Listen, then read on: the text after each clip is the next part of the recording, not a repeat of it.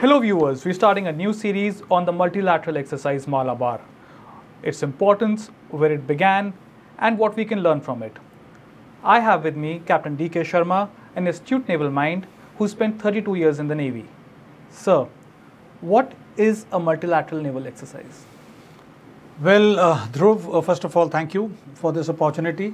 It's a very important topic which we're going to start today, and this is for our audience, at least for the people who are doing the competitive exams, or for the students, young students, to get to know that what are these exercises which are done at sea, and that too between two very credible navies of the world, US Navy and India. So first, your question, the multilateral exercise. A multilateral exercise is the exercise where we have more than two nations. So if there are three, it is trilateral. If there are four, there are quadrilateral. But then if there are more than that, then it is a multilateral exercise where you are engaging with many navies. But since the topic today is Malabar and we are going to go to the genesis of it, so let me start with it. Malabar series of exercises started between India and US in the year 1992, when the US had come out against terrorism in the Middle East. That is the time when this exercise also started, so that they wanted to have interoperability with friendly foreign nations. And India being one of the biggest navies in this part of the world, it was thought at that time that why not engage with Indian Navy. So this Malabar exercises go back to 1992. So what exactly is exercise Malabar? So Malabar is a very close interaction between US Navy and Indian Navy, and the first exercise for which the US Navy, probably the units came out from the Persian Gulf, because you know it, they were all deployed over here since 80s, late 80s. Right. And there was a build-up post the So the first Gulf War. exercise which happened between India and US was on the west coast. Right. And since you know it from all of west coast is also known as the Malabar coast. And that is why it is called the Malabar exercise. So the first exercise, which probably, you know, in 1992, that is a time when the Indian Navy was not in this strength what it is today. Right. So generally when you exercise with foreign navies, there is a procedure which goes through. First is the interaction between government to government, or at the highest level. Then it comes to probably the foreign minister and the foreign minister, and then it gets, you know, shared between the foreign minister and the defense minister. And then once these things are ironed out, that yes, we are going to go ahead and we will have more interactions, then the naval diplomacy, or for that matter, if the exercise is going to happen between the two armies, then the army will take over. Or if the air force is going to interact with their fighters are coming here, or our fighters which are now going, which you have seen. Right.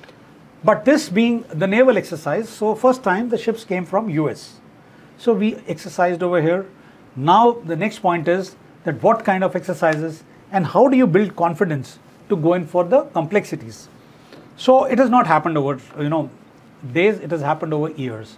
First thing is when two ships or ships of two classes or two countries, first they meet, the first and the biggest ice breaking is the communication. How do you communicate? They have their own books, they have their own codes, they follow a different procedure, and so is we. So first thing is, when you meet out at sea, in those days, probably the sea riders, and sea riders are a few officers and men from Indian Navy had gone and embarked the US Navy ships, and a few officers and their men, the sailors, came and embarked our ships, and they observed our procedures for the next 3, 4, 5, 7 days and took notes that this is how the Indian Navy operates. And our guys, our officers, men, came back and, you know, explained to the command or the flag officer or the authorities that this is how things happen in those ships.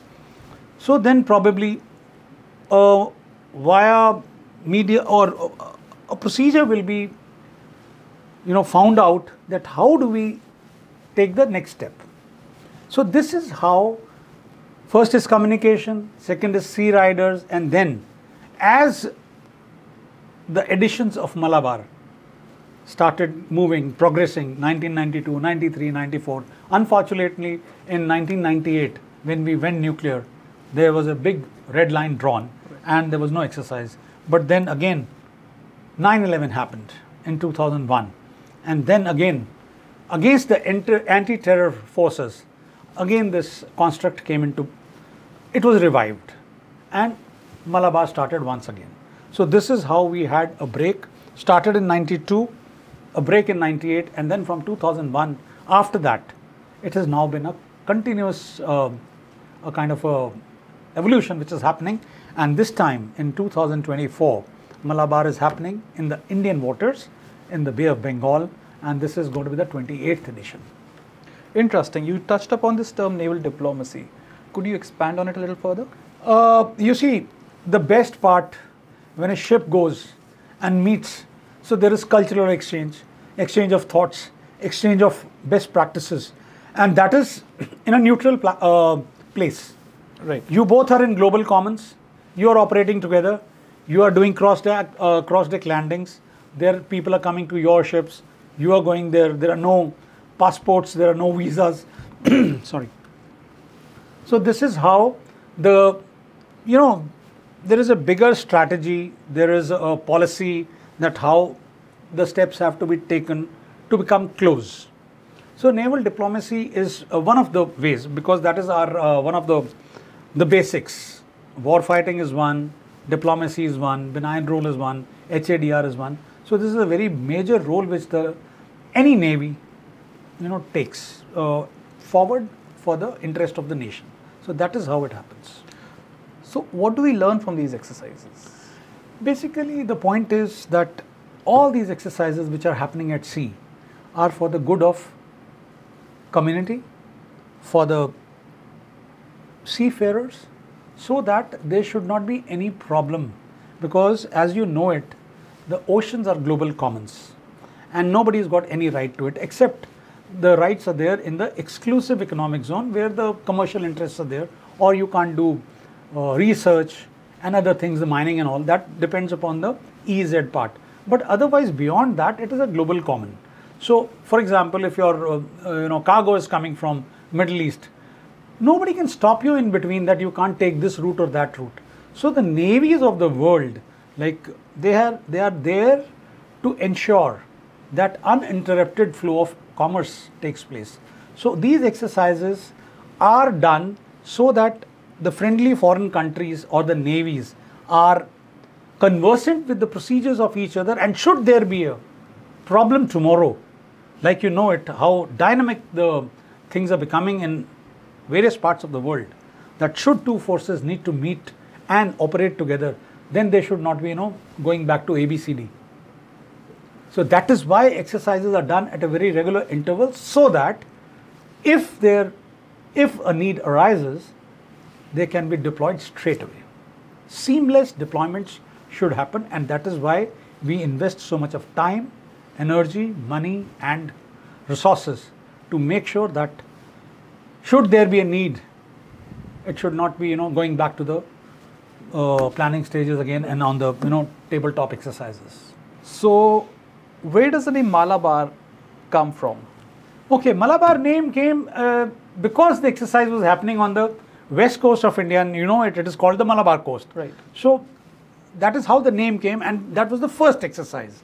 So first exercise happened on the eastern side of the Arabian Sea or on the western side of the Malabar coast, and hence it is known as Malabar.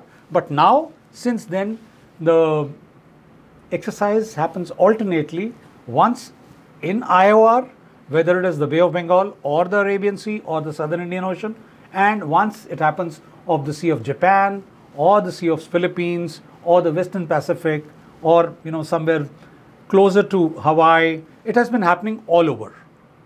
The construct of Malabar has also increased, which we will be talking in the next episode or something, because we need to explain it to our viewers, and we will go from how a simple exercise has become the most complex exercise today in the world.